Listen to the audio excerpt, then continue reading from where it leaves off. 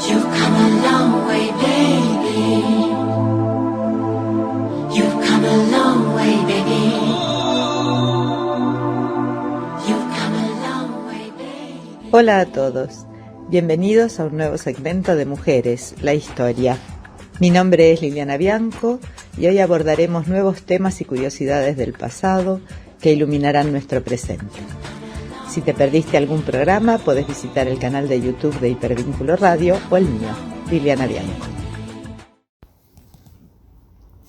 Hoy vamos a abordar el tema de la imagen de la mujer en la Edad Media. Pero antes de comenzar, veamos un poco sobre cómo reconocer el arte y su evolución durante este periodo de 1000 años.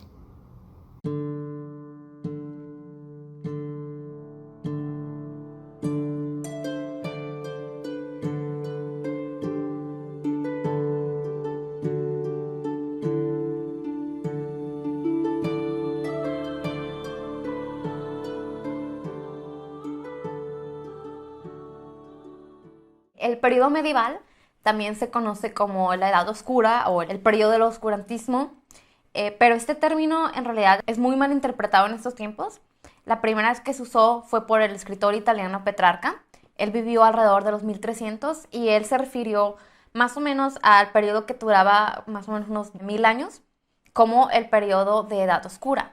Pero para ellos, en ese tiempo, todo lo que representaba la luz era la influencia de lo que era el arte y la cultura clásica de los griegos y los romanos que habían estado antes de ellos.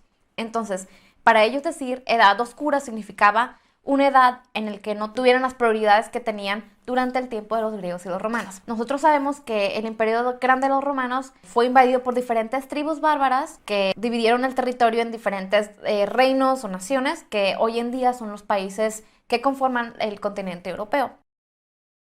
El término bárbaros no significaba en ese tiempo una persona que fuera ruda o salvaje o grotesca, simplemente significaba cualquiera que no fueran los romanos. Entonces este término fue inventado por los romanos.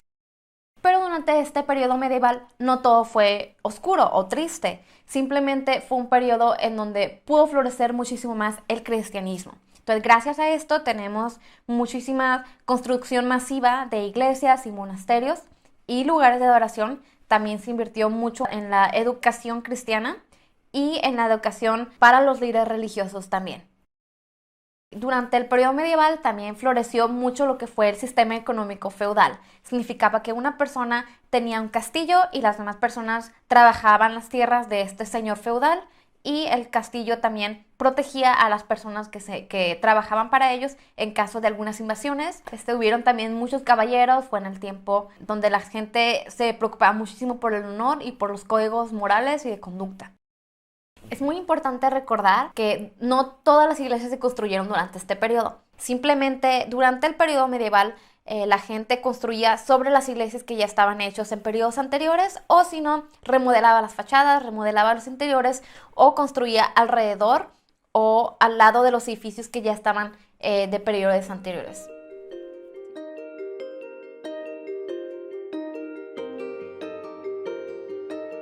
La filosofía del arte medieval es muy opuesta a lo que fue el arte durante el periodo clásico.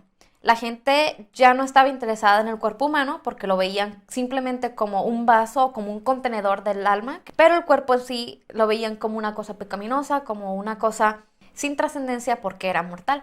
Entonces la gente decidió enfocarse más en cosas que fueran mucho más permanentes, como la religión o como la Biblia. Durante este tiempo existió como un despertar espiritual, hablando específicamente del cristianismo, donde la gente tuvo muchos deseos por regresar a la religión o por educar al resto de la población sobre lo que era el cristianismo. El objetivo del arte durante este periodo no era la expresión del artista o no era alcanzar la fórmula de la belleza o meramente decorativo, era más una forma de educación para las personas que no conocían nada sobre Dios.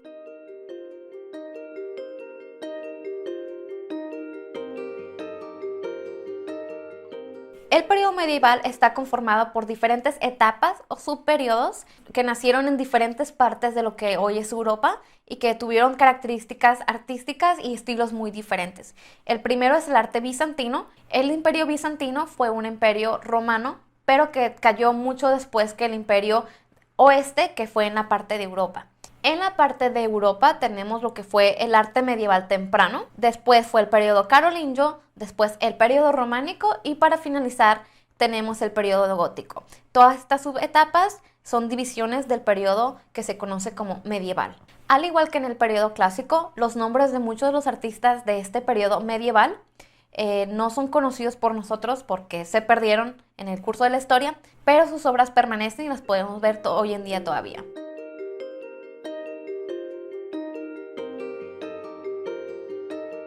El arte bizantino se caracteriza más que nada por los mosaicos que incluyen decoraciones con oro. Todas estas decoraciones nos muestran muy claramente cómo ellos tuvieron influencias que fueron afuera de lo que es Europa. Tal vez los ejemplos más famosos que tenemos hoy en día del arte bizantina los encontramos en los mosaicos de la iglesia de San Vitale, que está en Ravenna, Italia, o si no, en la catedral de Hagia Sofía, que hoy en día es una mosquea, que está en el territorio de Turquía, lo que hoy es Estambul. Volviendo al arte de la Europa occidental, tenemos lo que fue la primera etapa del periodo medieval, que se llama arte medieval temprano. Esta etapa del arte medieval sucedió justo después de la caída del Imperio Romano, cuando las tribus se dividieron en los diferentes territorios, y el arte de este tiempo se caracteriza porque tuvieron muchísimas influencias de cada una de las tribus invasoras. Durante este tiempo, cada artista o cada civilización tuvo su propio, digamos, estilo de que ellos hicieran sus caligrafías o sus manuscritos. Estas fueron las cosas más famosas de este periodo, las obras de las traducciones de la Biblia, que hacían los monjes en sus monasterios y que ellos tenían una bellísima técnica para representar las historias e ilustrarlas y escribirlas, todas las historias de la Biblia. Algunas de las obras más famosas de este periodo son los manuscritos de los Evangelios de Linz Verne y el Codex Amiantinus.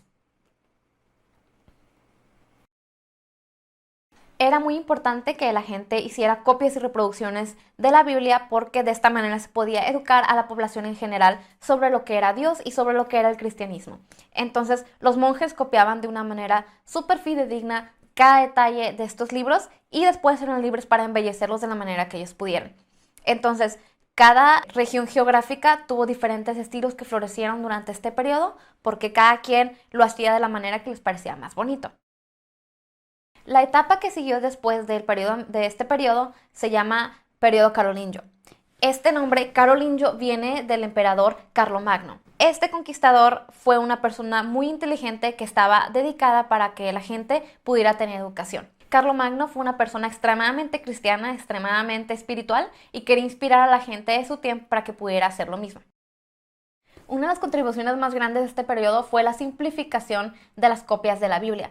Es decir, antes era muy difícil copiar cada uno de los libros que se escribían los monjes en sus monasterios porque los hacían muy bonitos, muy ornamentados y extremadamente difíciles de reproducir. Pero durante el periodo carolingio fue mucho más fácil porque se inventaron las minúsculas. Antes se hacían muchos garagoleados con letras mayúsculas y durante el periodo carolingio la escritura fue muchísimo más rápida de hacer, muchísimo más fácil de leer y al alcance de todos para que la gente pudiera reproducir de una manera masiva todos estos libros de educación cristiana para el resto de la población.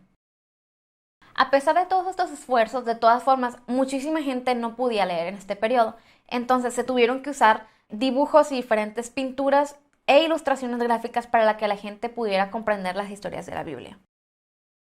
Algunas de las obras más importantes producidas durante el periodo carolingio fueron el Evangelario de Godalesco y los Evangelios de Egbo. El periodo que vino después se llama periodo románico. Este nombre románico viene del hecho que ellos adaptaron la arquitectura que se usaba de los romanos. Más que nada se usó el arco. Estas estructuras redondas ayudaban a que las iglesias pudieran construirse de una manera muchísimo más alta, ya que se podían apoyar y soportar en los arcos romanos. Durante este periodo fueron muy populares las reliquias, que son artefactos físicos que contienen alguna especie de símbolo cristiano, ya sea de Jesús o de los santos, que se conservan en diferentes contenedores por las iglesias católicas. También durante este tiempo fue cuando fueron las cruzadas, es decir, la guerra entre los cristianos y los musulmanes que realizaron para pelear por la ciudad de Jerusalén. Mucho de lo que nosotros pensamos sobre la edad medieval surgió realmente en este periodo románico, que fueron los caballeros, la lucha por el honor y todas estas cruzadas y las guerras que hubieron, las invasiones y todas estas imágenes que nosotros pensamos que son la Edad Media, surgieron prácticamente durante este periodo románico. La gente valoraba muchísimo las reliquias, se construyeron edificios masivos que parecían más como castillos, se veían muy pesados, se veían muy fortificados y tenían una estructura muy pesada. La contribución más grande del periodo románico hacia el arte fue la arquitectura. Y esto pasó porque se fusionó lo que es el arte y la arquitectura. De esta manera podíamos tener alguna estatua que se llaman estatuas de bajo relieve, que son prácticamente una pared y una estatua al mismo tiempo. Nosotros podemos tocar las formas, podemos ver los diferentes diseños que tiene, pero al mismo tiempo sirve como un muro o como una pieza arquitectónica. Podemos ver ejemplos del arte románico en el interior de la Catedral de Durham en Inglaterra, la Abadía de Fontenay en Francia, la Catedral y Baptisterio de Siena en Italia y las piezas de arquitectura en la Catedral de San Lázaro, Autun, en Francia. La última fase del arte medieval se llamaba periodo gótico. Durante este periodo estuvieron muy de moda todos los vitrales, es decir, las ventanas que tenían vidrios de colores y que hacían que todos los edificios se vieran muy iluminados y muy bonitos.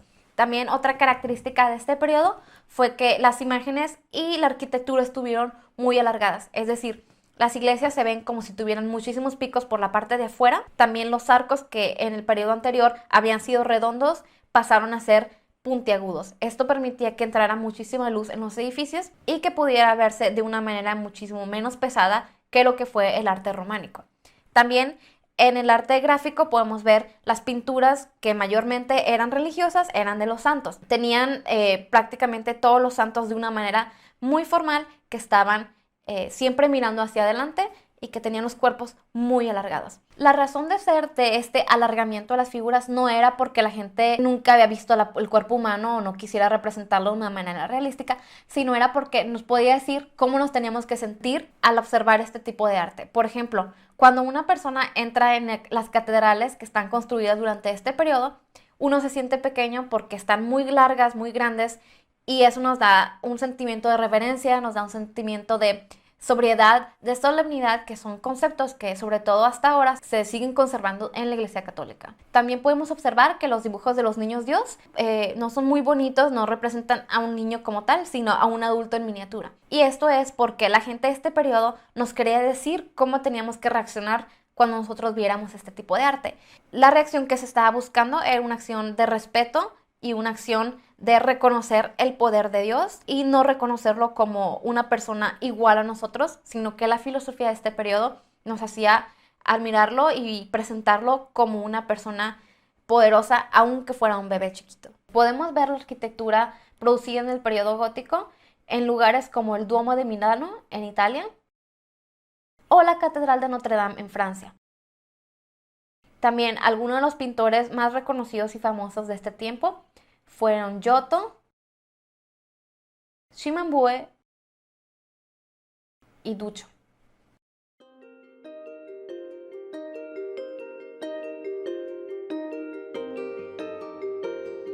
La arquitectura del periodo medieval también es muy icónica, igual que la de los periodos anteriores. Podemos reconocerla por las iglesias que tienen picos o torres muy altas. También el uso de vitrales, la aparición de manuscritos iluminados. Otra característica era el uso de colores primarios, es decir, azul, rojo y amarillo. El uso de oro en las obras de arte, como es el caso de las reliquias. Y dibujos y pinturas planas o sin dimensión. Cuando tú los ves no se puede entender el contexto en que las personas representadas están. No se ve ningún tipo de fondo, simplemente un color plano que no tiene ningún tipo de dimensión. Otra cosa muy característica de este periodo son las esculturas como decoración arquitectónica y que son de bajo relieve. También tenemos lo que es jerarquía. Tenemos una figura principal que está rodeada de figuras que están un poco más pequeñas. Es decir, tenemos este orden de tamaño que simboliza el orden de santidad o el orden de importancia de la figura de la que estamos hablando. Normalmente esto es una imagen de la Virgen que tiene al Niño Dios en sus piernas y está rodeada por imágenes de santos un poco más pequeños.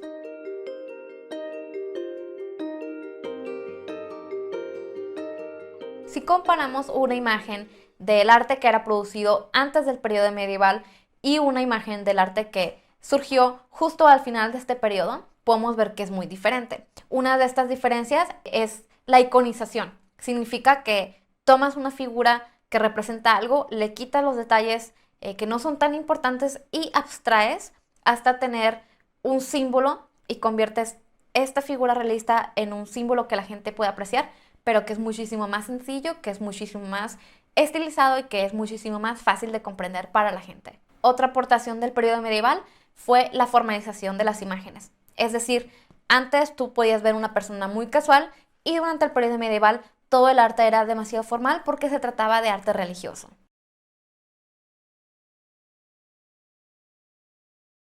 Es importante hacer hincapié en que no podemos comparar el arte medieval, eminentemente simbólico, con el arte de otras épocas, mucho más naturalista. Lo que primaba para los artistas medievales a la hora de crear no era el cómo se representaba algo, sino qué se representaba. Para el hombre y la mujer medieval, el cosmos era creación de Dios, la obra perfecta del arquitecto perfecto, y por tanto todo estaba imbuido de su divinidad. Ello quería decir que cada elemento de la creación estaba interconectado y todo poseía un significado más profundo del que tenía a primera vista. Para los medievales, un animal no era solo un animal, sino que se revestía de una simbología. El pelícano, del que se creía que se abría el pecho para alimentar a sus crías con su sangre, era símbolo de Cristo y de su sacrificio. El avestruz era la encarnación de la idea de la justicia, puesto que sus plumas eran estrictamente simétricas. El armiño era la pureza por su color blanco inmaculado.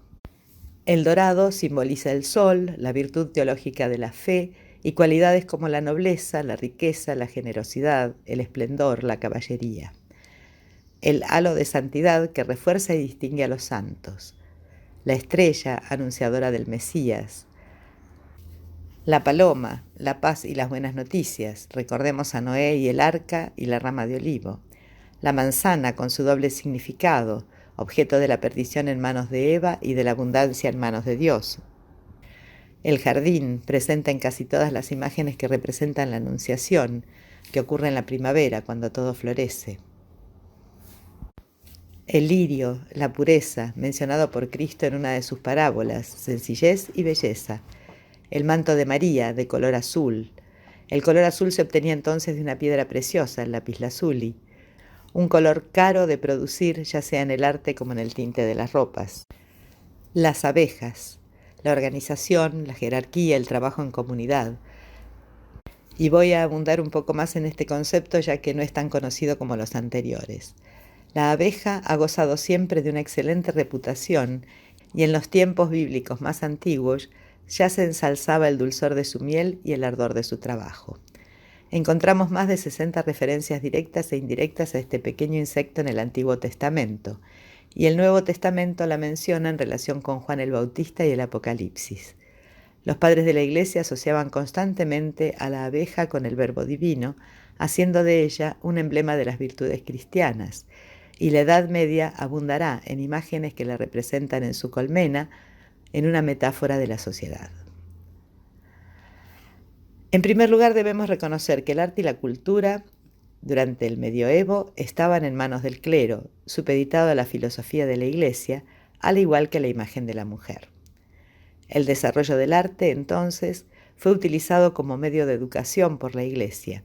Recordemos que mucha gente de la época no sabía leer y la imagen suplía entonces la lectura e instruía sobre los preceptos de la Iglesia. Se pierde, como vimos, la importancia del cuerpo y la belleza. El objetivo es otro, dar a conocer la doctrina. El cuerpo, como vimos, era solo un envase para el alma inmortal, por tanto, nada importante. También por esta razón no conocemos a muchos autores de las obras, pero sí las obras. Bien, tenemos entonces las antípodas de la imagen de la mujer. Eva y María. Posteriormente, María Magdalena. Eva, la negativa. María, la aspiración máxima de toda mujer. Y Magdalena, de la que ya hablamos oportunamente, la puerta. El ejemplo de la redención, la transición entre los dos extremos que contiene el mensaje de que la salvación era también posible para las mujeres. Recordemos de paso que durante muchos siglos se consideró que la mujer no tenía alma. El tema de la caída, integrado en el cielo del Génesis, insiste en el papel activo de Eva en el pecado, como sucede en todos los casos. En relación con el alcance que adquieren las representaciones mistéricas, la serpiente se figura antropomorfizada por entero, según ha observado Chiara Frugoni. Destaca la forma femenina del reptil que está engañando a Eva. El haber atribuido un rostro de mujer a la serpiente tentadora puede ser un índice claro de cómo vivía el pecado desde el punto de vista exquisitamente masculino y cómo lo representaba de acuerdo a ese enfoque, incluso a riesgo de caer en una incoherencia. Por su lado, significativo es contemplar los contextos en los que se fijan los primeros ejemplos. En ocasiones ilustran libros con finalidades educativas, como en el caso del prefacio a un salterio inglés, 1270-1280, de Cambridge, donde a juicio de Frugoni, un ciclo de miniaturas como estas podría emplearse en una finalidad educativa.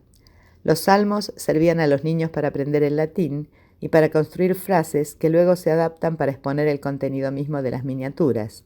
Así la peligrosidad del sexo femenino se aprendía junto con los primeros rudimentos del lenguaje. Uno de los casos más señeros de la conocida como Eva de la portada de platerías de la Catedral de Santiago de Compostela es lo que vamos a ver ahora. Nos vamos a detener en una de las imágenes de Eva en esta fachada de una iglesia de Santiago de Compostela. Los escultores que participaron en la realización de la fachada de las platerías son al menos tres: el maestro Esteban, el maestro del Cordero y el maestro de la tradición. La fachada de las platerías es la portada de la fachada sur del crucero de la Catedral de Santiago de Compostela. Se llevó a término entre 1103 y 1117 a mayor gloria del obispo Gelmírez, su comitente y primer arzobispo de Santiago de Compostela. La fachada de las platerías es una doble puerta de medio punto abocinada, algo poco corriente en el románico. Acoge muchas esculturas pensadas en un principio para la fachada de la azabachería o fachada norte del crucero de la Catedral de Santiago de Compostela. El tímpano de la puerta izquierda está dedicado a las tentaciones de Cristo. En la parte inferior derecha aparece una mujer vestida con una túnica larga, transparente, que deja en evidencia su anatomía, cabello largo y despeinado y con una calavera entre sus manos. Acerca de la mujer existen dos versiones. La primera afirma que se trata de Eva y aludiría al pecado original. La segunda defiende que es una mujer adúltera. El profesor Moralejo, analizando los recursos de la predicación medieval y en atención a la importancia que van a tener las exampla, pequeños relatos profanos de la más variada índole, usados con un valor moralizante y con una amplia implicación tanto catequética como plástica, interpreta el relieve gallego como una precoz y singular ilustración de este recurso iconográfico al exemplus, sosteniendo entre sus manos la cabeza putrefacta de su amante, cortada por su propio marido, quien la obliga 2 veces por día a besarla, según nos cuenta la guía del Liber Sancti Jacobi. Este excepcional testimonio de lectura de un programa iconográfico románico por la boca de un contemporáneo nos abre la sugerente perspectiva del papel que pudieron desempeñar los comentarios orales por obras de clérigos y sacristanes como complemento indispensable de la imaginería desplegada en las fachadas de los templos, hoy irremediablemente muda en numerosos casos. En las palabras con que el Liber concluye su referencia, el relieve en cuestión, con un repentino salto de la descripción prosaica al apóstrofe: «Oh, cuán grande y admirable castigo de la mujer adúltera para contarlo a todos». Parece adivinarse todavía el eco de las voces de un Cicerone, exégeta, quizá puntero en mano, como sabemos que hubo para mostrar a los peregrinos tesoros y relicarios. Williams la sitúa en el contexto junto con la tentación de Cristo, como lo hacía Calixtino, considerándola una advertencia contra el adulterio. Ciertamente, su caracterización viene a confirmar lo lujurioso de la naturaleza, No está completamente vestida, sino sucintamente cubierta con una túnica, dispuesta de tal manera que deja al descubierto un pecho y una pierna. Además, los rizos abundantes de sus cabellos sueltos sugieren asimismo una belleza seductora y desenfrenada, y del impacto erótico que producía la contemplación de la larga cabellera femenina da cuenta la propia legislación contemporánea. De acuerdo con los estatutos peninsulares, quitarle la cofia a una mujer y soltarle el pelo era una ofensa en su dignidad, casi equivalente a una violación. El hecho de que la caracterización de nuestra figura se ajuste perfectamente a la de la protagonista de la guía se debe, a mi juicio, al talento del escultor para condenar el relato en una única figura y no, como suele defenderse, al escritor que había imaginado el relato contemplándola. Es más, creo que la adúltera ha estado desde el principio en el tímpano donde se encuentra ahora, a modo de complemento de las tentaciones de Cristo. Esto decía Williams. La opción de colocar el exemplum hace suponer a Williams que se trataba de un asunto de plena actualidad. En el momento en que nuestra adúltera hace su aparición, el tema de la lujuria y la fidelidad matrimonial habían tomado un renovado interés, al ser uno de los objetos centrales de la reforma iniciada bajo los auspicios del Papa Gregorio VII. Además, el matrimonio estaba en trance de ser convertido en sacramento, cayendo finalmente bajo la jurisdicción de la Iglesia. Más aún, las aventuras escandalosas en las que se vieron envueltos el rey de Francia, Felipe I, y el emperador del Sacro Imperio Romano Germánico, Enrique IV, habían desembocado en confrontaciones políticas con el papado, precisamente en materia de adulterio. La adúltera se inspira en la luxuria, como aparecía en la Psicomaquia de Prudencio. Sin embargo, para Williams, el cráneo se hace a partir de una leyenda que debió circular oralmente antes de ser vertida por escrito. Tal imagen define una audaz apertura de la iconografía cristiana de los temas romances no bíblicos. Detrás de su diseño está Gelmírez, y entre sus razones, la intención de dirigirse a un público con imágenes propias de un género literario no bíblico, el mismo género romance que ofrecía relatos escabrosos, celebrando el amor carnal. El fuego se combatía con fuego. Su naturaleza didáctica y ejemplificadora se subraya en la guía. Qué gran y admirable castigo para una mujer adulta, debería decirse a todos. Gelmírez había cumplido el deseo del autor de la guía al colocar la imagen en el tímpano para una audiencia extensa. Nuestra mujer transmitía su mensaje en un contexto iconográfico expresamente penitencial. Además, no ha de ser extraño al peligro que suponía para la fidelidad conyugal la larga ausencia del cónyuge que la peregrinación traía consigo. Y dentro de ese sentido negativo de la mujer y el miedo por parte de la Iglesia de una claridad meridiana resulta la propia legislación eclesiástica. Sínodos y pastorales no cesan de repetir a los clérigos que no deben frecuentar su compañía ni invitarles a comer en su casa.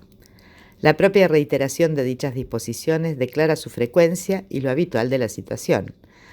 Respecto a las concubinas de los clérigos, ya el Concilio de Letrán de 1123 había establecido las normas más generales sobre el celibato, introduciéndose en España hacia 1228-1229 con diversas aplicaciones. Según Carmen Orcastegui, aparecerá constantemente en concilios y sínodos este tema. La legislación zaragozana no será una excepción. A lo largo del siglo XIV, la normativa se endurecerá al respecto.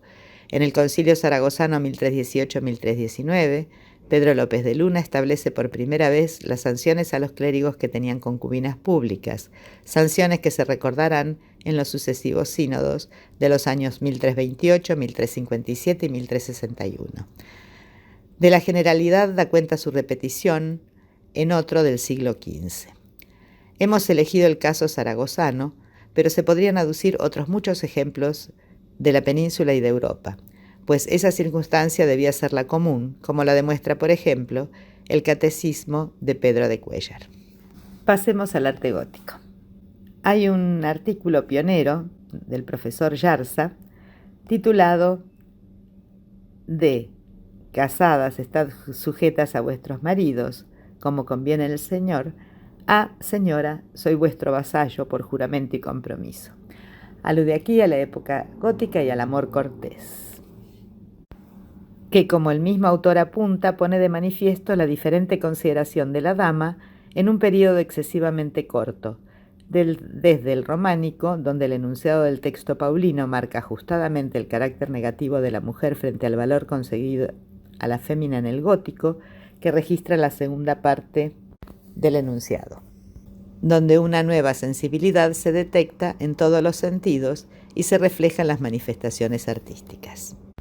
Apunta Yarza en su artículo: en realidad, la mujer nunca ha dejado de estar sujeta a su marido, ni en tiempos de San Pablo ni en el siglo XIII. Sí llegó a ser señora de su enamorado. Lo fue más dentro del plano ideal y dentro de unas coordenadas sociales muy concretas.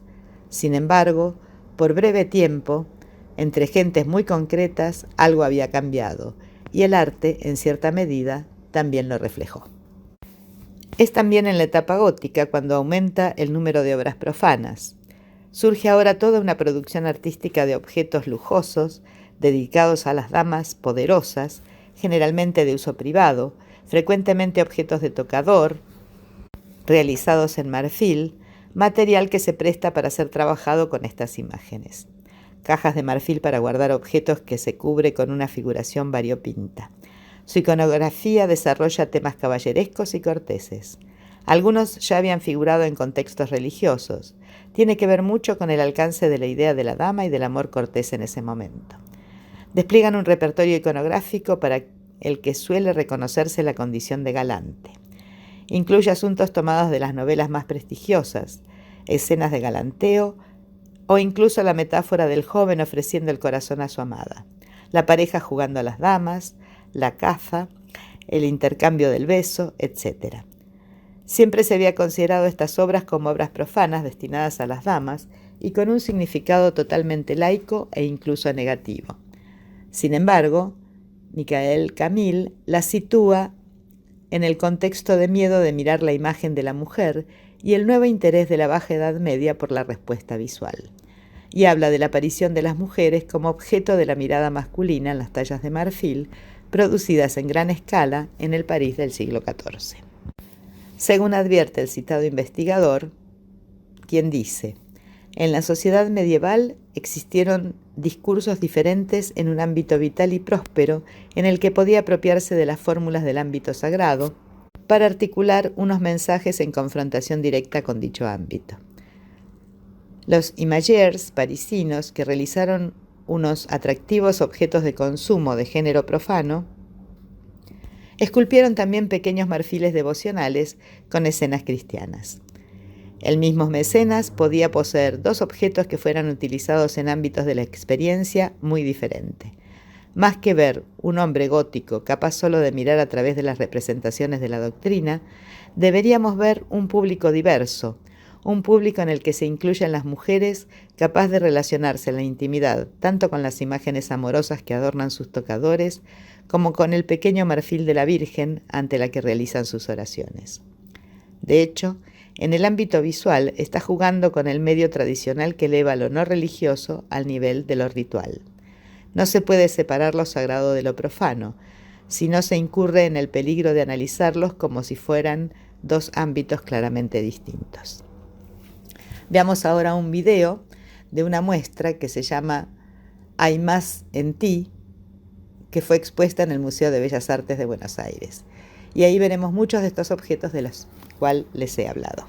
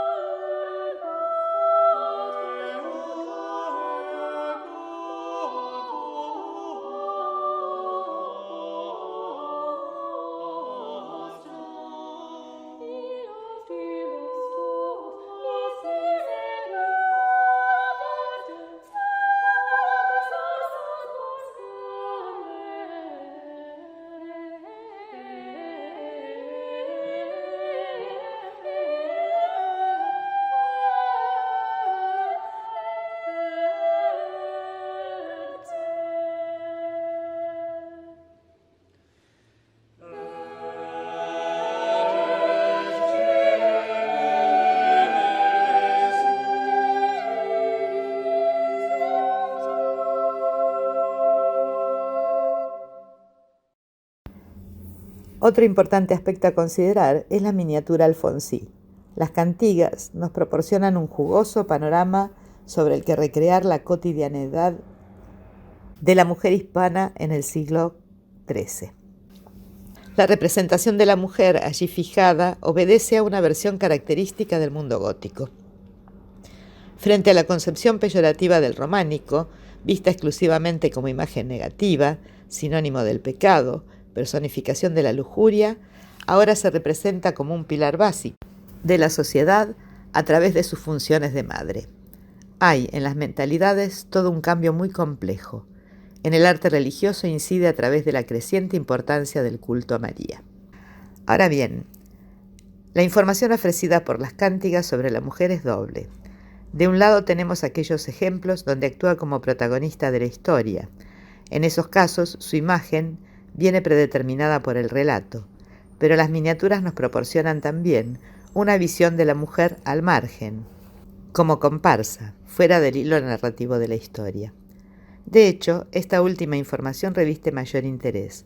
Se exhibe como una intrusión de la cotidianeidad de modo inconsciente y por ello, en efecto, más significativa. Es como si nos la viéramos, y nunca mejor dicho, con instantáneas de aquella realidad de la manera de nuestras fotografías de costumbres, pues en verdad se definen como negativos, como filtros de la realidad que ayuda a despejar y definir otros perfiles. Chico Picasa ya aludía a que refleja con gran verismo la realidad circundante. Como sugiere Menéndez Pidal, estas docenas de cuadros son la mejor pintura de la ajetreada vida de aquellas antepasadas de tantas mujeres de este siglo que en verdad no se han desenvuelto de forma muy diferente. Y en este rico repertorio miniado tal vez sea la caridad la virtud femenina por excelencia, prácticas de la caridad y de la piedad que se expresa de una manera muy simple, ofrendas a iglesia y santuario y una fe ciega en el auxilio mariano. Lo más significativo acaso sea el tratamiento que el tema del adulterio recibe en las cántigas, sea el papel que don Alfonso obligaba a jugar a la Virgen María, que siempre acude a socorrer a las inocentes calumniadas. Y esta contradicción que aparece en las cántigas y que pudo haber sido de forma inconsciente o no, era lo que estaba pasando realmente en esta época de la Edad Media. Había mujeres que descollaron por sus actividades, por su actitud, y otras que siguieron, como siguieron muchas mujeres siglos después, siguiendo los preceptos más limitantes. Como he comentado y suelo repetir con frecuencia, algunos surcos de la memoria colectiva son tan profundos que llegan a nuestros días, algo velados, pero siempre presentes. Los invito a ver el siguiente video sobre el canon de belleza de las mujeres de la Edad Media y se los dejo como para pensar. Ustedes harán su propia asociación.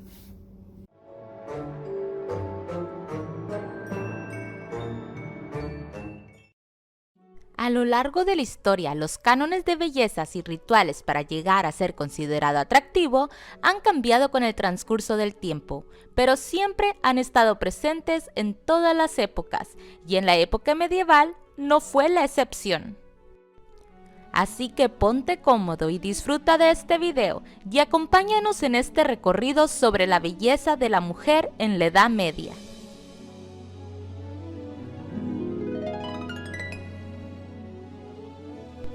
Todos sabemos que durante la Edad Media era dominada por la Iglesia Católica, y esto también interfería en la belleza.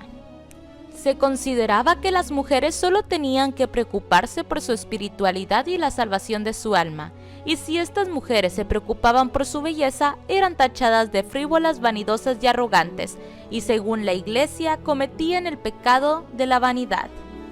Sin embargo, como en todas las épocas y civilizaciones, existía un estereotipo ideal, y en este tiempo el canon de belleza era parecer lo más virginal posible.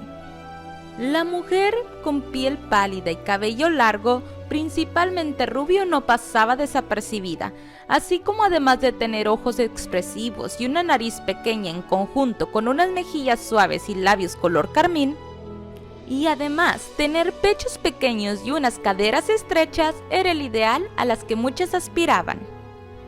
Es verdad que en esta época el mejor atributo y más sensual para una mujer era lucir una larga y sana cabellera. Se consideraba que el cabello de una mujer era su atractivo más erótico, y es por eso que el clero consideró en establecer normas que exigían que las mujeres, principalmente las casadas, cubrieran su melena en manera de reflejar su decencia. Solo las niñas y las adolescentes podían disfrutar de llevar el cabello suelto. Para cubrir su cabello, las mujeres llevaban tocados que dependiendo según la década o el país o su posición social. Por ejemplo, las mujeres de un estatus social alto portaban tocados con muchos detalles, inclusive joyas cosidas en la tela, o también podían optar por cubrir su cabello con velos de finas procedencias. Mientras tanto, las mujeres con una clase social menos privilegiada optaban por tapar su cabello con cualquier pañuelo o gorros simples. Sin embargo, todas las mujeres, no importando la clase social, no desaprovechaban la oportunidad de decorar su cabello. El cabello largo en la vida de una mujer medieval era muy importante, tanto que durante la época normanda en Inglaterra, el cabello de las mujeres rozaba el suelo. Algunas mujeres optaban por no cortarlo nunca. Y las damas que no conseguían llegar al largo ideal empezaron a utilizar postizos y extensiones hechos con cinta, listones y tubos de seda. Aunque algunas mujeres portaban el cabello con gran variedad de colores, el color rojo siempre fue mal visto y el menos utilizado. El color en tendencia de la época era el rubio, y como bien nos podemos imaginar, no todas las mujeres cumplían con este canon, así que decidían recurrir a remedios naturales de belleza. Uno de estos remedios naturales era mezclar vino blanco y miel, untarlo por todo el cabello, dejar reposar toda la noche y después enjuagar. Así también hay registros que afirman que en la época ya recomendaban utilizar aceite de oliva para mantener el cabello brilloso e hidratado. Las mujeres utilizaban peines hechos de madera o marfil para cepillar su cabello, y para perfumarlos se recomendaba utilizar clavo de olor y esconderlos por el cabello y taparlos con el tocado o con el velo. Y para eliminar los piojos hacían un ungüento donde los ingredientes principales eran las flores de la prímula, agua y grasa de cerdo. Y por supuesto que los peinados no podían faltar, para resaltar sus largas y hermosas cabelleras, y como en muchas culturas a través del tiempo optaban por las trenzas, ya que era una manera fácil de jugar con su cabello y mantenerlo controlado. El peinado más común era llevar dos trenzas, una de cada lado o una sola trenza enroscada por la parte de atrás de la cabeza, y para hacerlas más vistosas, las decoraban con cintas o listones. Otro de los peinados menos cómodos de la época y que fue utilizado con mucha frecuencia por la alta alcurnia del siglo XV era el genin. Era un tocado con forma de cono y que medía aproximadamente unos 40 centímetros de alto. A menudo en el extremo de la punta le colgaban velos y cintillas. Cabe más decir que esto era muy incómodo y era extremadamente común que sufrieran terribles dolores de cabeza y de cuello. Otro ideal de belleza de esta época eran las frentes altas y grandes que dieran un aspecto de forma ovalada a la cara. Todas querían una frente alta como la de Isabel Woodville, esposa de Eduardo IV. Y las mujeres que no cumplían con esta característica recurrían a depilarse los vellos del crecimiento de la frente. Para eliminar los vellos frotaban una piedra pómez hasta eliminarlos o recurrían a realizar una mezcla que consistía en cal viva y arsénico. Como ya mencionamos anteriormente, la piel blanca y pálida era la más deseada, así que para esto las mujeres medievales también tenían sus remedios y rutinas secretas para obtener la piel ideal. No es novedad que en la antigüedad prepararan sus propios remedios. Los ingredientes más utilizados para lograr este objetivo era la harina de trigo, las raíces de lirio y la ceruza de carbonato de plomo, que actualmente es utilizado para proteger la madera de los muebles. Todos estos ingredientes los mezclaban con agua de rosas tibia, para que no diera un aspecto muy visible y no levantar sospechas de sus trucos. Tanto como el color y el cuidado de la piel era muy importante para poder demostrar ser una mujer sana y radiante, libre de granitos o imperfecciones. Y aunque esto era imposible para cualquier mujer, y aún más en la época con tantas enfermedades que dejaban marca, las mujeres se arreglaban para tratar de disimular todo lo que en esa época llamaban imperfecciones, e intentar verse lo más sanas y atractivas posible. Existía un tratado del siglo XII escrito por la doctora Trótula de Salerno que era una guía de soluciones estéticas para mujeres. La doctora Trótula mencionaba que la belleza se opacaba con la exposición al sol, por los partos e inclusive por dejar que las lágrimas que lloraba uno por los muertos se secaran en la piel. Así también como los fríos inviernos acababan con la belleza. En la Trótula Minor daba varias soluciones especialmente dedicadas al cuidado de la piel, pero en sí esta guía daba solución para cualquier problema femenino, desde los dolores de la menstruación hasta el control de la natalidad. Un remedio que recomendaba Trótula para las quemaduras solares era mezclar raíces de lirio limpio y en trozos aplicarlos sobre la piel, luego tomar una onza de polvo de masilla, plomo blanco y grasa de cerdo y dejarlo reposar con agua de rosas por la noche y aplicarlo sobre la piel quemada. Después de esto recomendaba pararse frente al fuego para que la piel absorbiera la mezcla. También decía que a la mañana siguiente no era necesario enjuagarse porque no alteraba el color de la piel. Trótula aseguraba que también con esta mezcla le serviría para prevenir la resequedad en los labios y eliminaría cualquier tipo de costras en la cara y también ayudaría a prevenir las rosaduras y irritaciones. También recomendaba que se lavaran la cara con jabón francés y después de secarse la cara se aplicaran aceite de sarro. Después de esto, aplicaran una mezcla compuesta de cera griega y brea, agregar una gota de aceite de gálbano y una vez disuelta la mezcla, la cocinarían un largo tiempo. Cuando estuviera tibia, la frotarían en la cara, pero con cuidado de no tocar las cejas. Durante 1 hora la dejarían reposar y luego la retirarían. Esto aseguraba que eliminaría el vello, refinaría la piel y que las manchas serían invisibles. Para las mujeres con arrugas también tenía un remedio, y este era extraer el jugo de la flor de iris y aplicarlo por la cara todas las noches, y después aplicar una pomada de grasa de cerdo y lirio, y este proceso supuestamente hacía que las líneas de expresión fueran finas y sumamente delicadas. Y por supuesto que para el mal aliento también tenían la solución. Algunas mujeres realizaban enjuagues de anís con canela y para tener los dientes blancos los enjuagaban con vino. También masticaban cada día hinojo, apio, perejil para que las limpiara las encías, blanqueara los dientes y dejara un buen olor en la boca.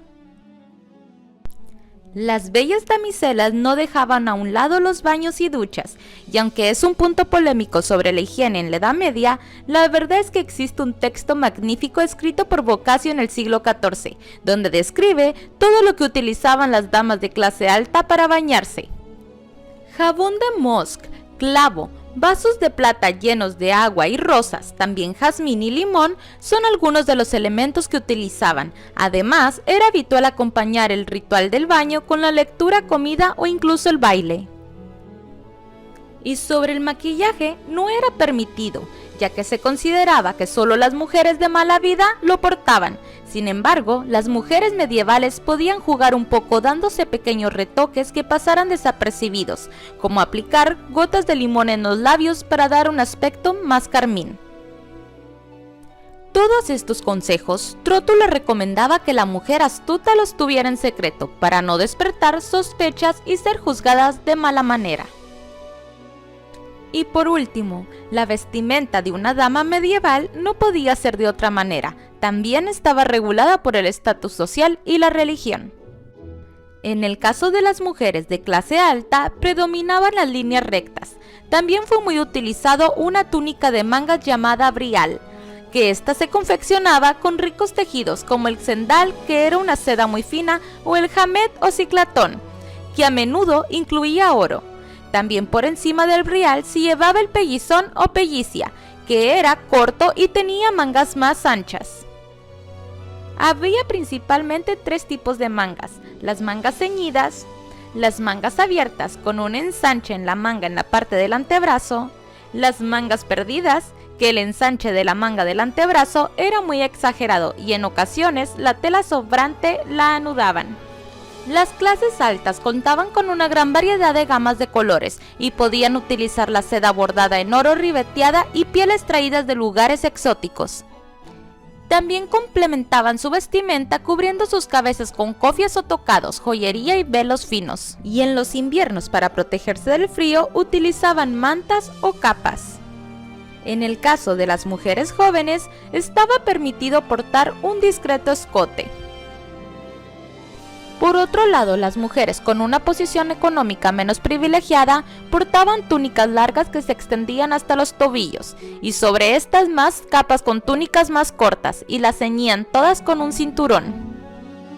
Las telas más empleadas por esta clase social eran materiales como el lino o la lana, o pieles mucho más económicas para abrigarse. En cuanto a los colores de las telas, eran grises o marrones, ya que el tinte vegetal era caro y no todos se lo podían permitir. Como les decía, los cambios que se producen durante el gótico, con su amor cortés y su arte diferente, da un verdadero vuelco al estatus de la mujer, al menos para aquellas que tuvieron los recursos necesarios y la actitud de aumentar sus conocimientos y de alguna manera obtener más libertades. Veamos algunas de las mujeres artistas en la Edad Media. Saludos, damas y caballeros. Hubo un tiempo en el que hombres y mujeres trabajaban codo con codo compartiendo obra, mesa y beneficios, y no me refiero a los que vimos en el episodio anterior del Paleolítico Superior. Era un tiempo en el que todos estaban al servicio de Dios y por lo tanto la fama y el reconocimiento no tenían ningún sentido, y por eso no nos han quedado muchos ejemplos artísticos en los que conozcamos la autoría. Lo que sabemos de aquella época nos ha llegado de una manera muy sesgada, como una especie de verdad a medias, porque siempre se nos ha contado que en la oscura Edad Media la cultura se mantenía y se extendía gracias al laborioso trabajo de los monjes hombres que copiaban e ilustraban los textos en los talleres de copia de los monasterios europeos. Es decir, que fueron exclusivamente estos monjes hombres los que copiaban y decoraban estos fabulosos manuscritos que son la fuente principal del conocimiento que tenemos hoy en día sobre la Edad Media. Y esto no es del todo cierto. Sí que es verdad que trabajaron muy duro, pero no lo hicieron solos. Así que una vez más tenemos que volver a reescribir la historia.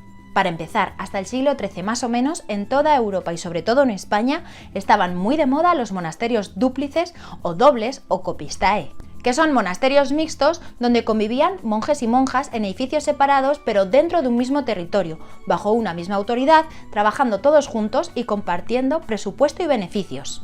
Estos monasterios tenían zonas reservadas de uso exclusivo de un solo sexo, pero también tenían zonas comunes como la iglesia o los talleres. Así, en estos talleres o scriptoria trabajaron juntos hombres y mujeres, y esto lo sabemos porque algunos, muy pocos, se autorretrataron y firmaron sus obras. Conservamos manuscritos de casi cualquier tema, y todos estaban escritos y decorados a mano, y siempre hechos por encargo. En un mismo manuscrito podían trabajar de una a más personas entre escribir, iluminar y bruñir el pan de oro si lo llevaban. Y no siempre eran monjes y monjas los que los realizaban, también podrían haberlos hecho artistas que no pertenecían a ninguna orden religiosa, lo que hoy conocemos como freelance. Bien, entonces a mí hay un par de cosas que no me encajan. La primera es que no entiendo por qué se conoce a la Edad Media como la oscura Edad Media si los textos se iluminaban con ilustraciones bastante originales y graciosas en muchos casos, así que de oscura nada. Y segundo, que ya sabemos que las monjas también escribían e iluminaban los textos junto con los hombres, así que hay que sacarlas de ese olvido.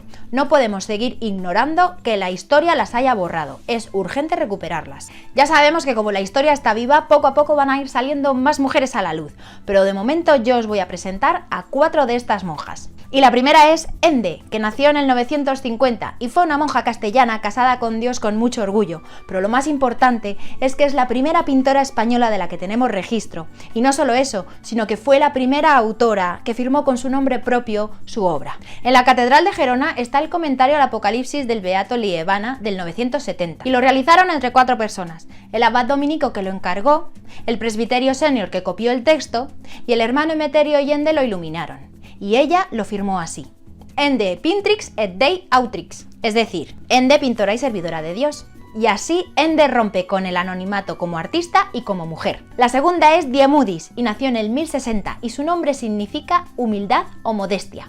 No sabemos mucho acerca de su vida, pero sí sabemos que tenía un grandísimo conocimiento sobre el latín y su alta calidad caligráfica nos indican que había estudiado una carrera activa y que era profesional antes de ingresar en la abadía de Wesobrunn en la Alta Baviera en Alemania. Allí se encerró en una celda contigua a la iglesia, donde pasó toda su vida orando y transcribiendo 45 libros manuscritos, entre los que se encuentran la Biblia, la Moralia o las obras de San Jerónimo y San Agustín. Cuentan que su caligrafía era tan bonita que la llamaban la Bella Escriba, y también la conocían como la Bendita, pero nunca recibió ninguna veneración pública y nunca llegó a ser beatificada. La tercera que os presento es mi favorita, porque tuvo que ser una mujer bien divertida, una monja más cachonda que Guppy Gulliver en Sister Act. Ella es Guda. Y que es una auténtica pena, porque de Guda apenas he encontrado nada, salvo que fue una monja alemana del siglo XII. Creo sinceramente que la han borrado de la historia por ser una mujer demasiado adelantada a su tiempo, ser demasiado sincera con la vida y ser una auténtica máquina, porque ella solita transcribió e ilustró el libro de homilías de San Bartolomé, y como una mujer bien orgullosa de su trabajo, se autorretrató y firmó dentro de una letra capitular. Y no solo se autorretrató saludándonos con una mano y con la otra agarrándose bien fuerte a la letra como si la fuesen a quitar de ahí, sino que además firmó con una frase magistral que pone Guda peccatris mulier scriptit et pintis hoc libris, o lo que es lo mismo, Guda, mujer pecadora, escribió y pintó este libro. No me digáis que no es magistral. Una auténtica pena no saber más de ella. Y la cuarta y última es la artista medieval Clarisa, que posiblemente cuando se autorretrató aún no era monja, pero que seguramente acabaría siéndolo y seguramente también sería la alegría de la huerta de su monasterio. Claricia se autorretrató en una letra capitular del Salterio de Habsburgo del siglo XII. Se dibujó columpiándose de una letra Q en la que su cuerpo hace la vez del rabo de la letra, y se pintó también con unas trenzas al viento, con un vestido verde y unas mejillas sonrosadas que nos indican que aún era joven y todavía no era monja.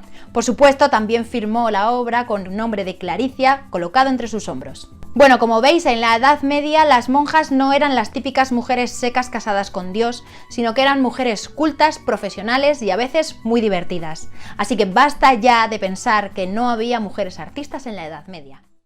A continuación, les comparto un video donde vamos a ver el perfil de 3 de las tantas mujeres que, aunque silenciadas las noticias sobre ellas durante muchos siglos, se reafirman hoy en la historia.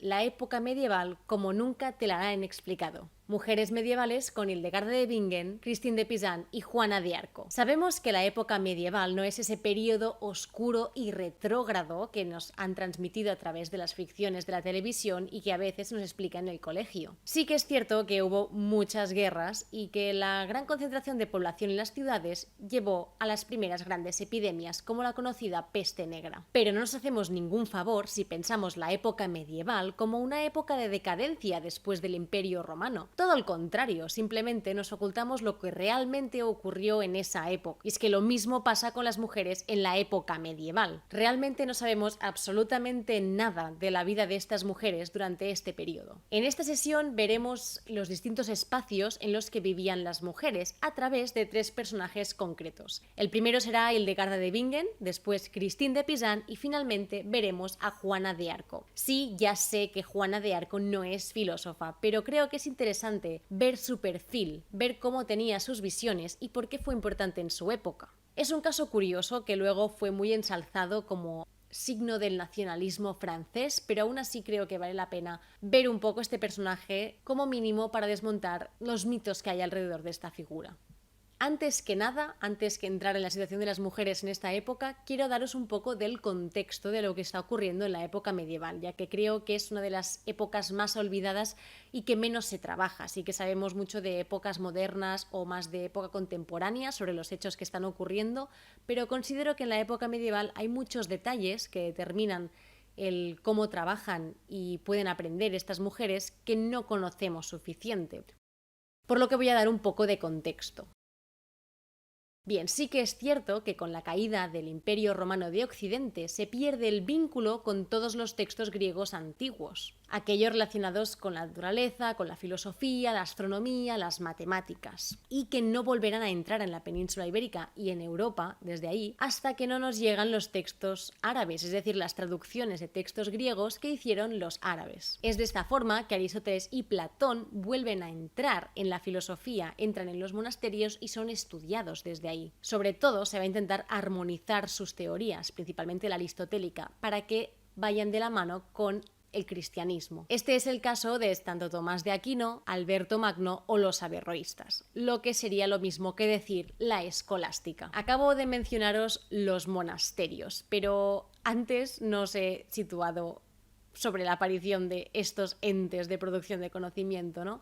Y es que hay un cambio respecto al lugar donde se produce el conocimiento, y es que si en la época antigua estábamos en las escuelas de filosofía, desde donde se creaba distintos tipos de pensar que iban de la mano con diferentes creencias, ahora estamos en una época en la que el conocimiento se uniformiza y se constituye en lo que son los monasterios. Como decíamos, la producción del conocimiento se concentra en los monasterios. Pero no solo hay monasterios, y es que la producción de conocimiento en monasterios convive con la aparición de las primeras universidades. Pero si algo destaca de este periodo son los intentos de comprender el cosmos, sobre todo a partir de la llegada de los textos árabes que traducían a los griegos y nos llega Ptolomeo y todos los autores que ya pensaron sobre la estructura del universo, que se reflexiona mucho sobre la descripción matemática del movimiento en un intento de conciliar la astronomía tolemaica con la aristotélica, que tenía el texto sobre el cielo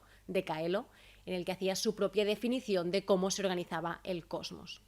Uno de los autores destacados que trabaja este tema, que se conoce como filosofía de la ciencia hoy en día, es Nicolás de Oresme. Pero si lo saco a colación es porque una de las autoras que vamos a ver es una autora que también se podría clasificar dentro de esta categoría de filosofía de la ciencia, ya que tiene unas aportaciones muy interesantes sobre lo que es la creación del cosmos y cómo funciona y su armonización tanto con el canon aristotélico como el canon cristiano. Así que es importante tenerlo en cuenta. ¿Y dónde quedan las mujeres? Pues resulta que las mujeres tenían un centro de formación específico para ellas, exacto, los monasterios o los conventos, aunque a principios de la Edad Media incluso podían ir a la universidad. Tampoco hay que olvidar la importancia de la educación en casa, que va a ser algo muy típico para las mujeres y que se va a mantener a lo largo de los siglos siguientes. Hemos mencionado que fue un periodo de muchas guerras y claro está, mientras los hombres estaban ausentes, alguien tenía que hacerse cargo de la vida en las ciudades y estas eran las mujeres. Es más, también tenía que haber alguien que al volver estos de la guerra pues los pudieran cuidar y los pudieran curar, es decir, que había mujeres que eran médico. Seguramente por esto encontramos a mujeres ejerciendo de médico, mujeres como Jacoba Felissier o que Trótura de Ruggiero llegara a ser una médica reconocida que escribió diversos tratados sobre ginecología. Claro que tampoco era lo habitual, pero como veníamos diciendo en las anteriores sesiones, no podemos hablar de ellas como excepciones, ya que hay varias mujeres que estarían rompiendo esta norma, ¿no? Es decir, que no las podremos asociar con el ser hombre. Recordemos también que en este periodo hay muchas reinas que, a pesar de no estar educadas, no estar preparadas para ser gobernantas, terminan ejerciendo de reinas legítimas o de reinas regentes.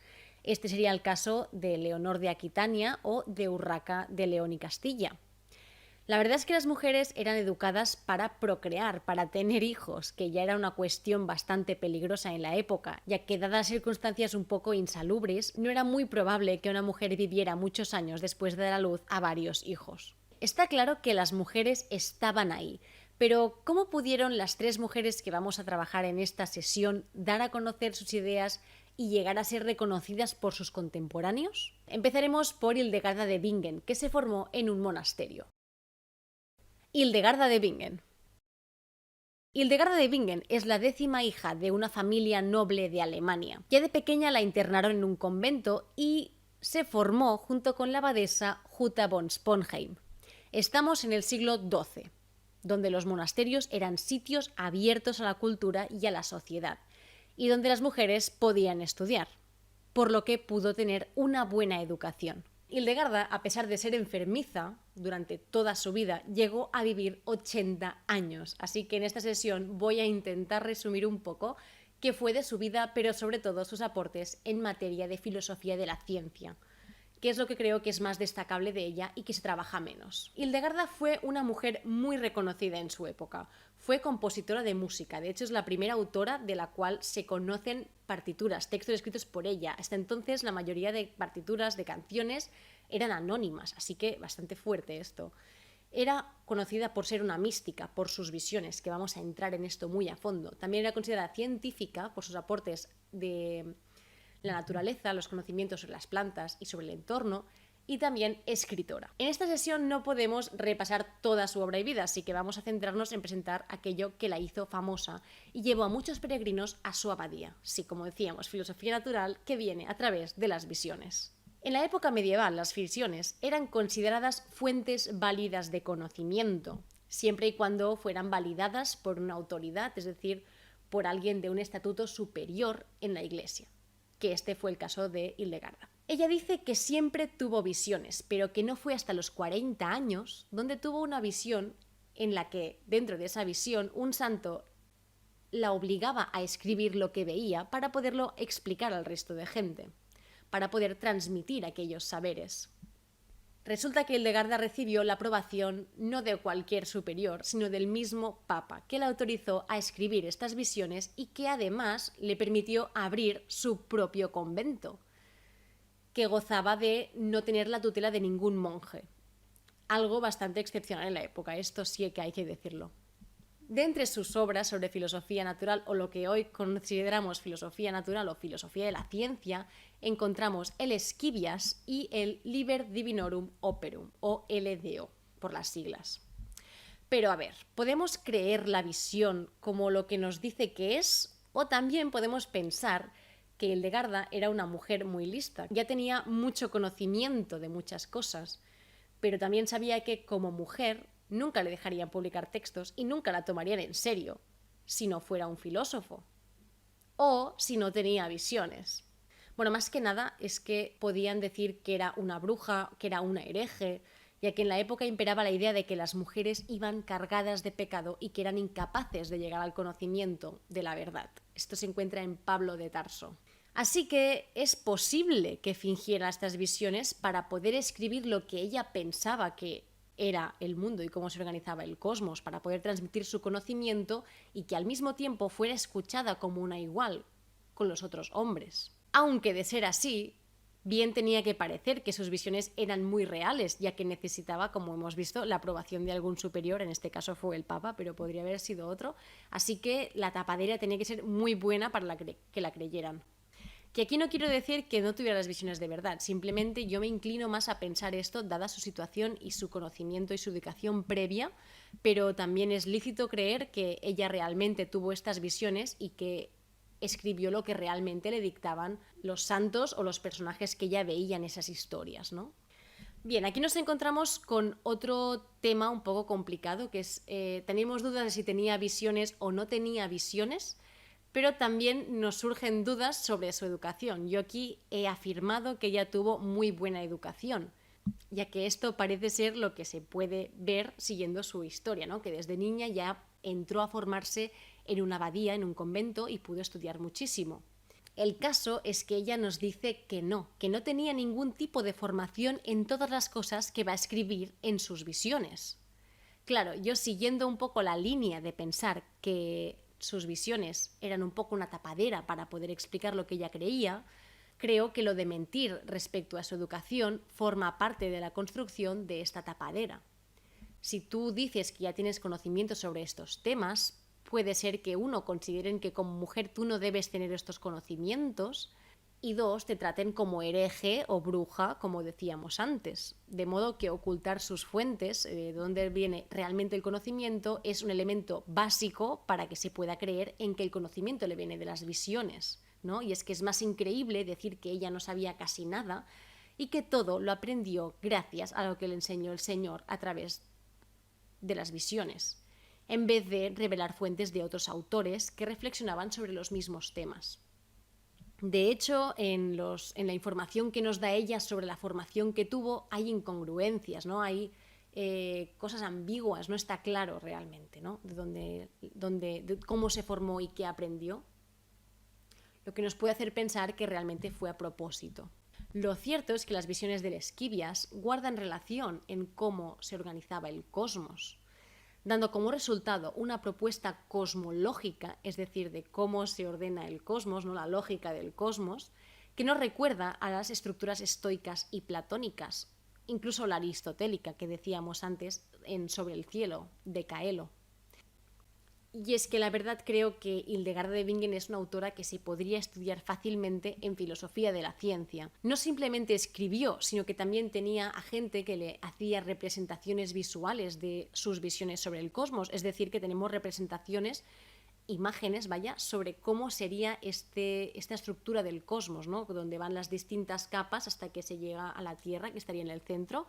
Estamos en un momento en el que se cree en el geocentrismo, que la Tierra está en el centro y que Dios es el que estaría afuera insulfando aire y vida a este universo. Así que bien podría estudiarse en filosofía de la ciencia porque es muy interesante. Espero haberos ubicado un poco a Hildegarda de Bingen, porque ahora entraremos con Christine de Pisan. Un caso muy distinto, pero también muy relevante para desmontar algunos mitos que tenemos de la época medieval. Christine de Pisan. Si Hildegarda de Bingen se formó en un convento, Christine de Pisan se formó en casa. Nació en Venecia, pero ya con 4 años fue a vivir a París junto con toda su familia, y es que su padre había sido contratado como astrólogo, médico y asesor de la corte del rey. Este contexto proporcionó a Christine de Pisan un ambiente perfecto para formarse en las distintas humanidades y dominar la escritura. Ella se casó con 15 años con un notario del rey y tuvieron 2 hijos. Pero su marido murió muy temprano y ella tuvo que empezar a trabajar para mantener a la familia, ya que hubo problemas y no podía como recibir la herencia de su marido y por varios problemas más de estos que no le pasaban los derechos o el dinero por ser mujer, o le costó unos cuantos años conseguirlo, tuvo que empezar a trabajar. De modo que se puso a escribir, que es aquello que ella había aprendido y dominaba a la perfección. Es así que a Christine de Pisan se la considera la primera escritora profesional, porque pudo ganar dinero con ello. Christine de Pisan fue una autora muy prolífica y muy crítica con su época. Realizó una crítica al Romance de la Rosa, que era una novela alegórica que versaba sobre cómo tenía que ser el amor, lo que se denominaba el amor cortés. En aquella época este tipo de crítica se llamaba la querella de las mujeres, ya que era abrir el debate literario para hablar sobre las relaciones entre hombres y mujeres. Se evidenció que la política sexual de la época estaba sufriendo un cambio y que las mujeres de aquel momento empezaban a criticarlo y a verlo de forma distinta.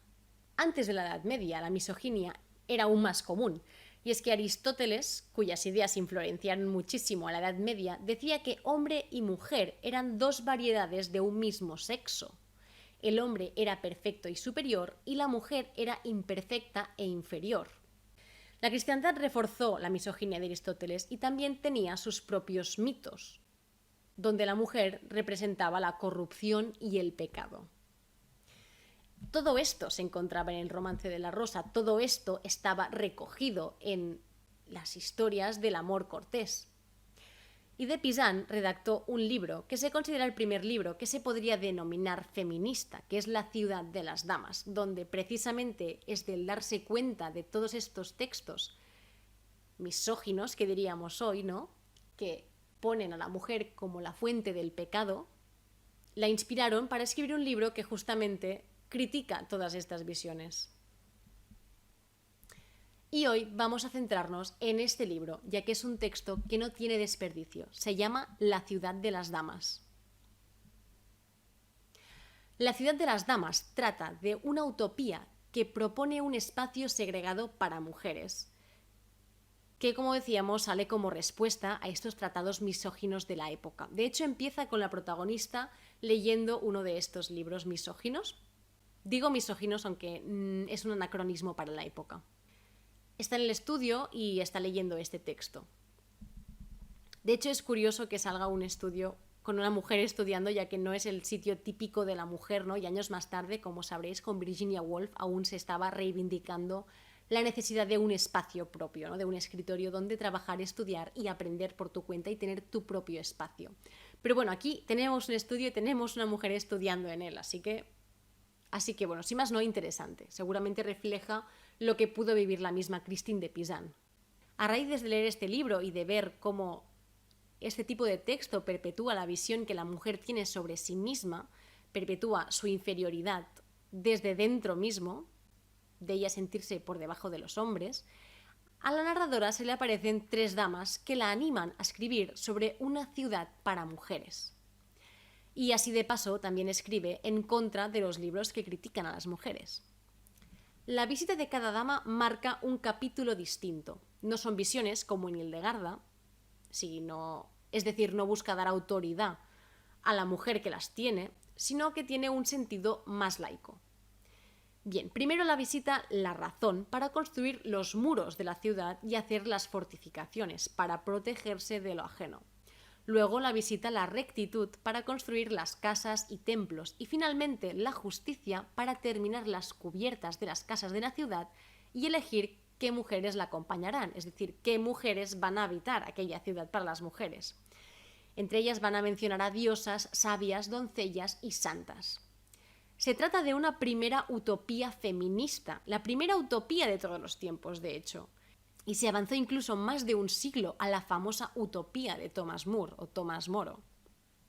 Bien, ¿qué temas trata este libro? En primer lugar va a hablar del origen de la misoginia, que dice que viene de los vicios, la ignorancia y la estupidez. Es ahí donde pone en duda la fe ciega en las autoridades intelectuales, ya que no le permite a la gente pensar por sí misma, y muchos autores solo repiten lo que ya han dicho otros. Un argumento que nos recuerda muchísimo al Sapere Aude de Kant, donde él critica a las autoridades y pide que la gente piense por sí misma, se independice de los tutores legales que les dicen qué tienen que hacer y pensar en cada momento, ¿no? Un poco es como si estuviera avanzando esta crítica que luego hará Kant. Aunque ella lo refiere más a los libros que critican a las mujeres. El caso es que en estos textos misóginos, como ve ella, se toma la palabra del hombre por autoridad, antes de creer la propia experiencia de la mujer, ¿no? Es lo que decíamos, que incluso la mujer que lo lee se lo cree, piensa que realmente es así, cuando su experiencia le dice completamente lo contrario. Y también critica a algunos de sus contemporáneos que tomaron la palabra de otros autores, por ejemplo Aristóteles, por autoridad. Este sería el caso, por ejemplo, de Santo Tomás. Otro tema que analiza son los prejuicios contra las mujeres. Y es que nos dice que son los hombres los que proyectan sus vicios en las mujeres y perpetúan los prejuicios.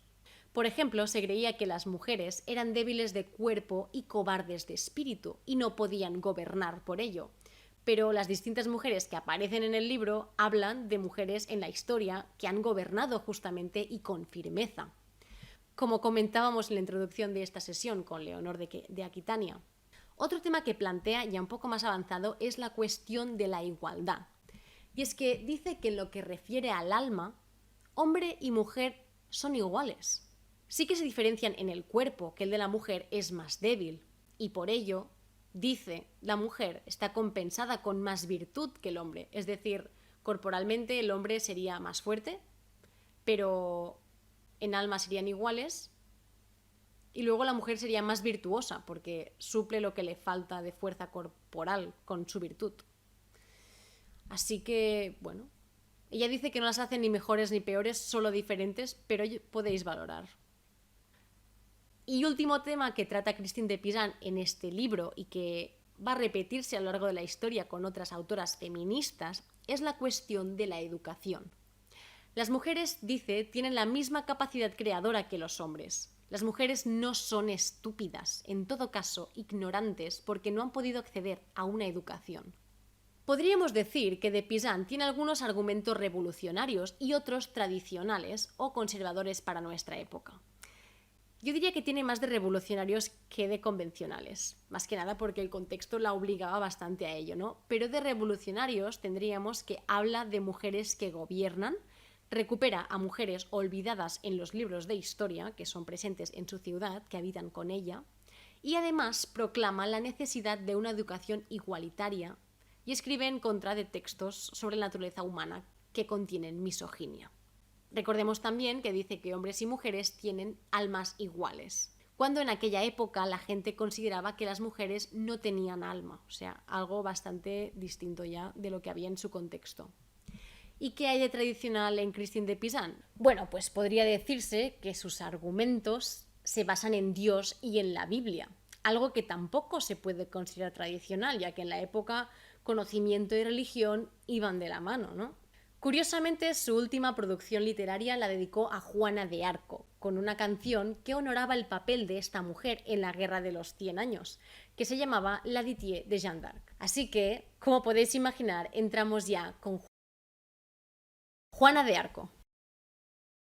En primer lugar, hay que ver por qué esta campesina llegó a ser un personaje conocido por todos sus contemporáneos. Pues al principio fueron sus visiones, donde Dios u otra divinidad le decía que tenían que luchar en la batalla contra los ingleses para poder llevar a Francia a la victoria. Una vez sus visiones fueron validadas, igual que Hildegarda de Bingen, no por el Papa sino por otra autoridad religiosa, ella se dedicó a convencer a sus conciudadanos de que tenían que luchar. Es decir, que más que una guerrera, que sí, que luchó en ciertas batallas y salió herida en varias ocasiones, fue entonces una líder que infundió coraje cuando parecía que todo estaba perdido. Convencimiento y liderazgo moral. Para mí estos son los elementos clave que aportó Juana de Arco en su época.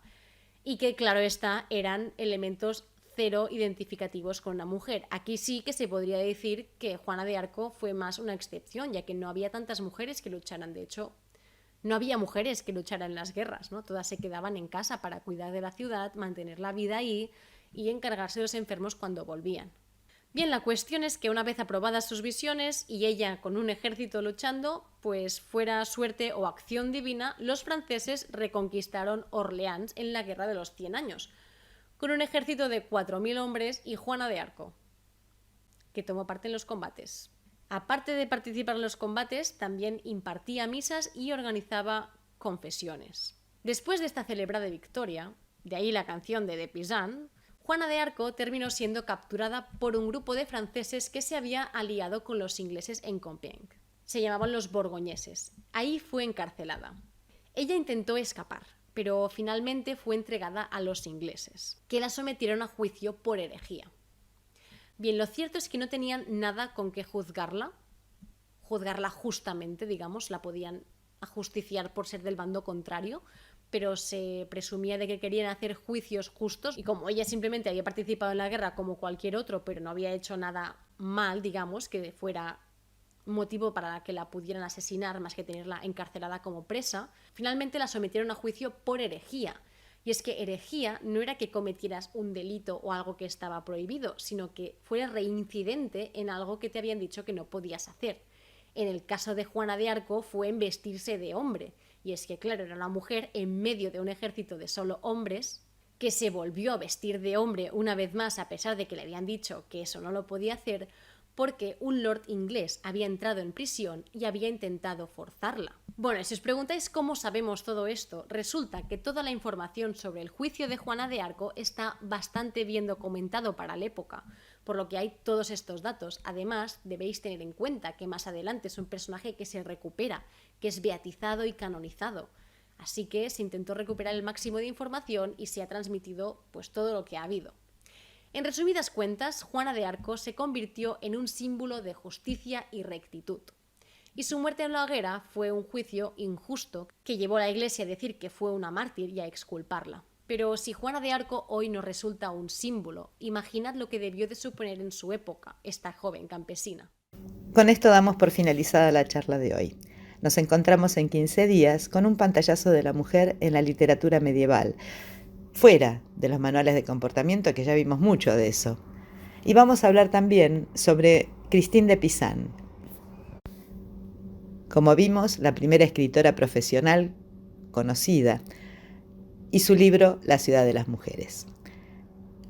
Les deseo que pasen unos hermosos días hasta que nos volvamos a encontrar.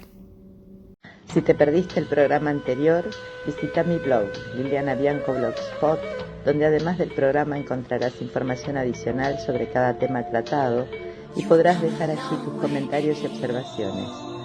No dejes de comentar, tendremos sorpresas para los interesados en el tema. También pueden escucharlo a través del canal de YouTube de Hipervínculo Radio. Si disfrutaste de este programa es gracias a la generosidad de Hipervínculo Radio y su creador, Martín Linares, y al excelente trabajo de edición de Anca Ediciones de Anaí Orquera Bianco. Si estás pensando en publicar tu libro en papel o en ebook, o un audio-videolibro, un fotopoema o videopoema, o la idea que tenés en mente por muy loca que te parezca, no dudes en comunicarte con ella y ver todas las alternativas y posibilidades que tenés a tu alcance. Su trabajo es personalizado, autor, editor, autor, de acompañamiento en la edición, diseño y corrección a fin de que logres la obra que soñás. Nos encontramos dentro de 15 días. Que tengan una hermosa quincena. She crowned herself the goddess Eve, female art of make-believe, cream of DNA. She went to work on the seventh day, garden robbed by Adam's rib. Her action started women's lib, the chromosomes of double A.